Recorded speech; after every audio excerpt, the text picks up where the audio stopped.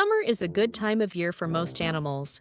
It's easy for them to keep warm, and food is plentiful. Winter is harder for them. Lakes and ponds are frozen, and snow may cover the ground. All this makes food much harder to find. Many birds and some animals escape northern winters completely. They migrate south in the fall and return in the spring. The groundhog, or woodchuck, deals with winter differently.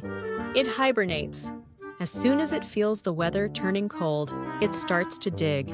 It digs a burrow at least 5 feet underground. There it makes a comfortable nest with leaves and grass. The groundhog spends the cold winter months nestled in its underground bed.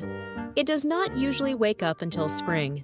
It is far enough below ground that there is no danger of its freezing to death. It stays safe even during the most severe winter. The groundhog does not eat at all during the winter. Instead, it eats as much and as often as it can during the summer. People with gardens know how destructive a groundhog can be to their plants. As winter approaches, the groundhog becomes so fat it can hardly move.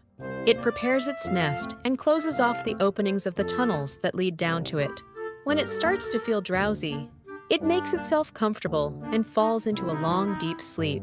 This sleep can last up to 8 months if you observed the groundhog in this state. You might think it had died. Its breathing almost ceases, its heart slows to about 4 beats a minute. A thermometer would show that its body temperature has fallen to just above freezing. When the groundhog wakes up in the spring, it has been without food for many months. Its weight has been reduced to only half of what it was in the fall. Almost all its body fat has been used up to keep it alive during its long sleep. By February or March, the famished animal is ready to leave its hole and go looking for its first meal.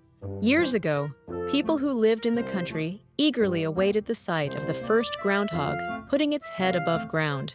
It was a sign that winter was over. This gave rise to a number of stories. One of them was told by German farmers who had settled in Punxsutawney, Pennsylvania. The story was about a groundhog they called Punxsutawney Phil. This remarkable animal could forecast the weather. According to the story, Phil ventured from his nest every February 2nd. He poked his head above ground and looked around. If he saw his shadow, it meant that there would be another month and a half of winter. In that case, he went back to sleep for another 6 weeks. If the weather was cloudy and he didn't see his shadow, it meant spring would be early. This story spread around the country. Eventually, February 2nd became known as Groundhog Day.